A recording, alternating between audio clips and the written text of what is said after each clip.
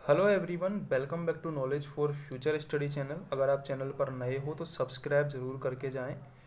राजस्थान के भौतिक विभाजन के क्वेश्चंस हम डिस्कस करेंगे। पहला क्वेश्चन है, रचना विधि के आधार पर अरावली पर्वत है।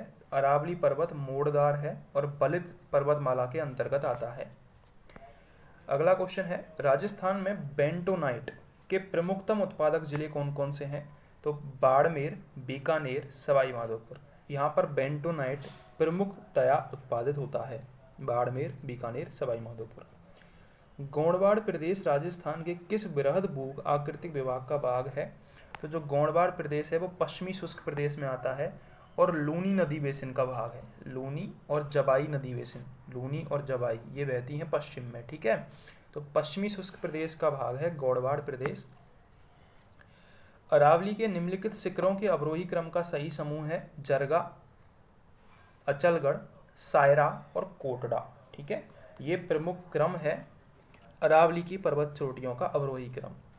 राजस्थान में कौन सा भू क्षेत्र बीहड़ स्थलाकृति के लिए संपूर्ण भारत में जाना जाता है? तो बीहड़ एरिया में मैंने बताया था चंबल बेसिन, और चंबल बेसिन में कौन कौन सा आता है? सबसे ज़्यादा बीहड़ धौलपुर में आते हैं, करौली, कोटा, सवाई माधोपुर, इनमें बीहड़ पाया जाता है।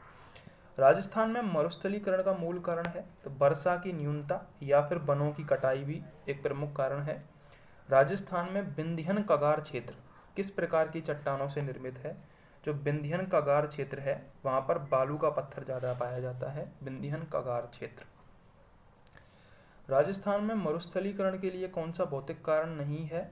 तो भूमि उपयोग में परिवर्तन ये नहीं है। इसके अलावा जो जलवायु परिवर्तन है, वनोन्मूलन है और बालू का स्तूपों का एकत्र होना, ये मरुस्थलीकरण का कारण है। लेकिन भूमि उपयोग में परिवर्तन ये कारण नहीं है, भौतिक कारण। राजस्थान में मरुस्थलीकरण का मानव जनित कारण कौन सा नहीं है? जनसंख्या दबाव ये मानव जनित है। भूमि उपयोग में परिवर्तन ये भी मानव जनित है। अतिचारण ये भी मानव जनित है। तो प्रौद्योगिकी विकास ये मानव जनित नहीं है। छप्पन का मैदान किसके बीच स्थित है? ये क्वेश्चन अक्सर पूछा जाता है। जो छप्पन का मैदान है वो प्रतापगढ़ और बांसवाड़ा के बीच में है। मध्य माही बेसिन का भूभाग बांसवाड़ा एवं प्रतापगढ़ के मध्य स्थित है। 56 गांवों का ये समूह है, 56 गांवों का समूह है। नदी नालों का प्रवाह क्षेत्र होने के कारण इसे 56 का मैदान कहा जाता है।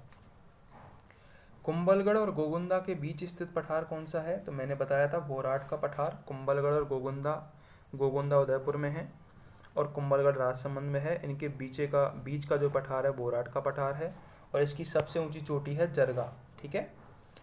दक्षिण पूर्वी पठार के दो भाग कौन कौन से हैं? विंध्यन का पठार और दक्कन का पठार। ये दक्षिणी पूर्वी पठार के दो भाग हैं। इसके अंतर्गत जो हाड़ौती का पठार है वो कोटा, बारां, बूंदी, झालावाड़ जिले में आता है। विंध्यन का पठार धौलपुर, करौली क्षेत्र में विस्तृत बलुआ पत्थर से निर्मित सलेटी पत्थर युक्त तीव्र ढार वाला खंड है। दक्कन का जो पठार है वो चित्तौड़गढ़, बांसवाड़ा, झालावाड़ में विस्तृत दक्कन लावा पठार में भैंसरोडगढ़, चित्तौड़गढ़ से बिजौलिया, भीलवाड़ा तक का भूभाग उपरमाल कहलाता है। ये क्वेश्चन भी पूछा जाता है उपरमाल वाला, ठीक है। तो उपरमाल कौन सा है? भैंसरोडगढ़ से चित्तौड़गढ़ में पड़ता है भैंसरोडगढ़, उससे लेके बिजौलिया, भीलवाड़ा तक का जो भाग है वो उपरमाल कहलाता है। उपरमाल क्या है? उपरमाल हाड़ौती पठार का एक भाग है, दक्कन के पठार में ये आता है।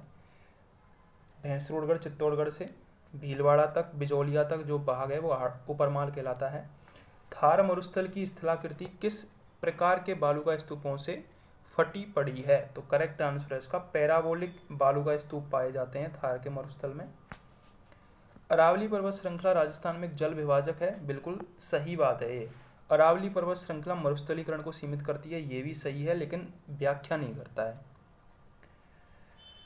जैसलमेर, जयपुर, भीलवाड़ा, सीकर में से किस एक जिले की सीमा पाकिस्तान के साथ लगती है? तो करेक्ट आंसर होगा जैसलमेर। आपको पता ही है सबसे ज़्यादा सीमा लगती है राजस्थान की पाकिस्तान के साथ। उपरमाल का पठार किस में शामिल किया जाता है? तो उपरमाल का पठार हाड़ौती में और हाड़ौती का पठार मालवा के पठार में। तो अल्टीमेटली मालवा करेक्ट आंसर होगा।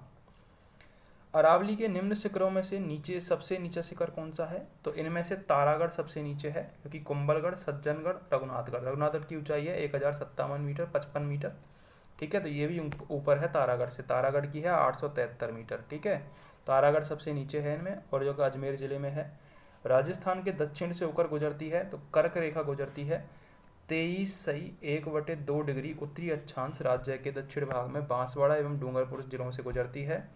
बांसवाड़ा जिले के कुशलगढ़ तहसील से ये बीचों बीच गुजरती है। ठीक है, कर्क रेखा। बाप बोल्डर्स किस युग से संबंधित है?